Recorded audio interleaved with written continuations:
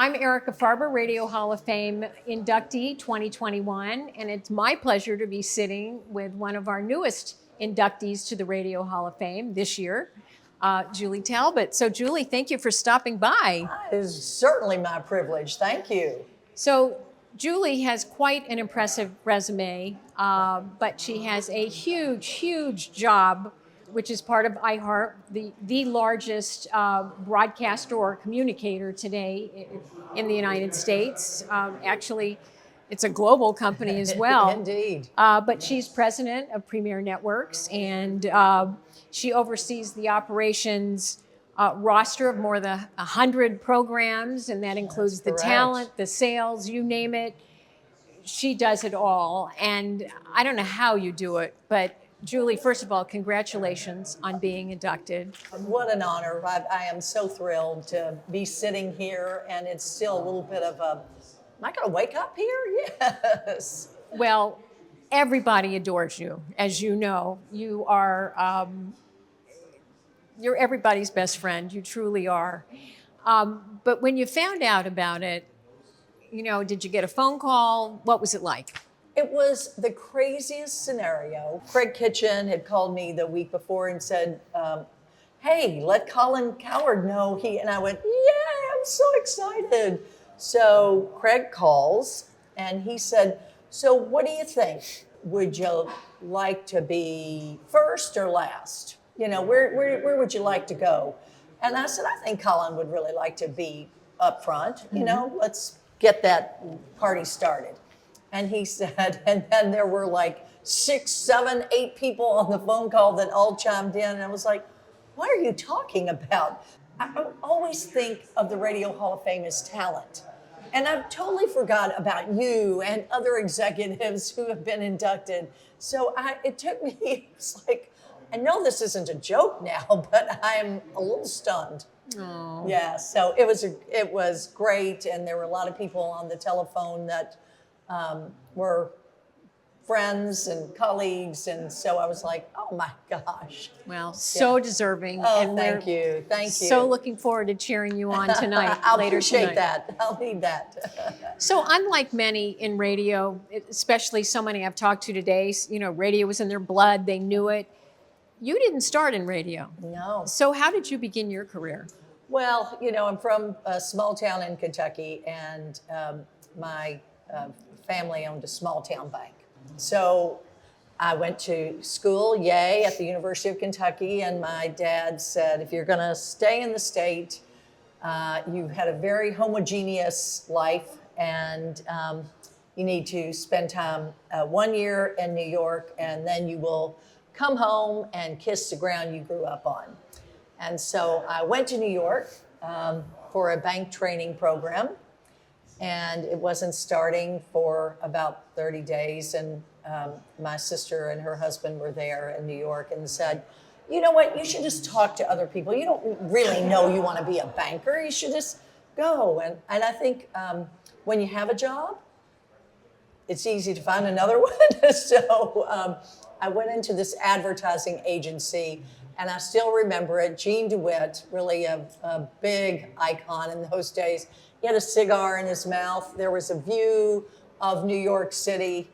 And I was like, oh yeah, now this is my kind of environment. Everybody at the bank looked like they were in like a little suit, and they were having a lot of fun at this ad agency. And so I started out there. So you never went through the bank training? I never made it. My dad didn't speak to me for a couple of weeks. Very bad about that. Funny. But I just fell in love with a business that paid me nothing, but was certainly an environment that I loved. And, you know, the crazy thing is I was really more evaluating television.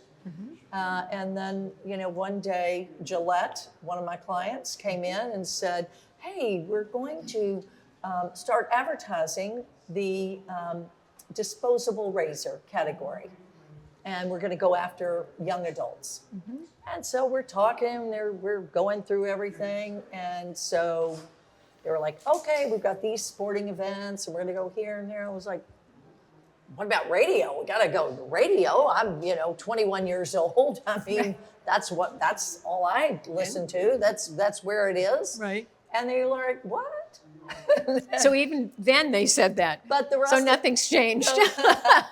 But the rest is history. I fell madly for it. I could not believe the people in the medium. I couldn't believe the creativity in the medium.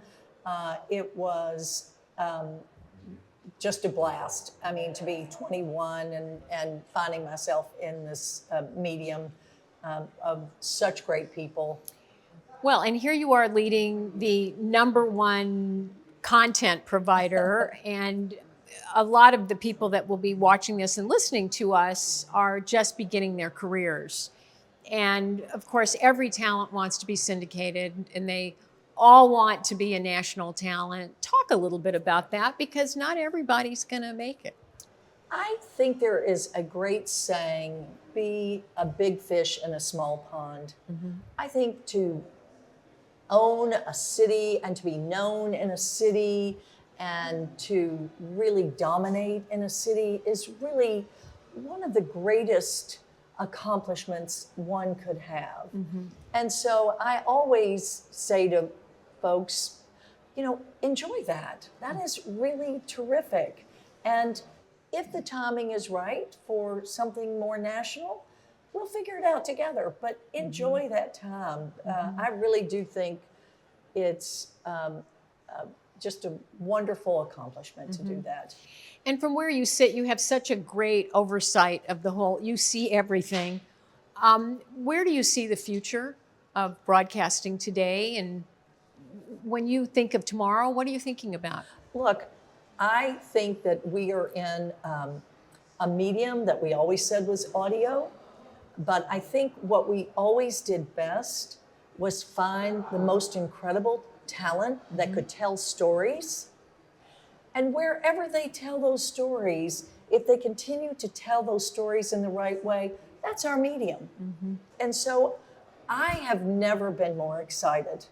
Difficult times, media has difficult times. There are ups and downs, but especially call it radio, call it audio, I don't really care. Our medium is about being listeners' best friends, their companions, and we've got that. And so I see an incredibly bright future for us. Well, I love to hear that. Yes. I believe it. Well, we do too. Yes. So it's a big night tonight. Not everyone is going to have the opportunity to cheer you on. So I'm very fortunate I'm going to be there tonight. Can you share with us anything that you're going to share with the audience tonight? Well, I think the funniest thing that is, for me, that has come out, I've been married for 40 years. Congratulations. Same man. I had a friend last night that said, well, I've been married 44, 3 gals, so, right. Anyway, same man, and everyone says, does he really exist? We've never seen him. But, when you have two working, when you've got a husband and a wife that are both working with 3 children, I was home when he was out, and he was home when I was out. And so we just have enjoyed our personal time together forever, but we have not participated in each other's business. So tonight is the coming out party. So he's come in. All right. He's come in. And people are like, no, he doesn't really exist. So that's kind of the funniest part of all of it. Well, I love that. And again, congratulations. We are so excited for you. Oh, well, I am thrilled. And so thank you very much.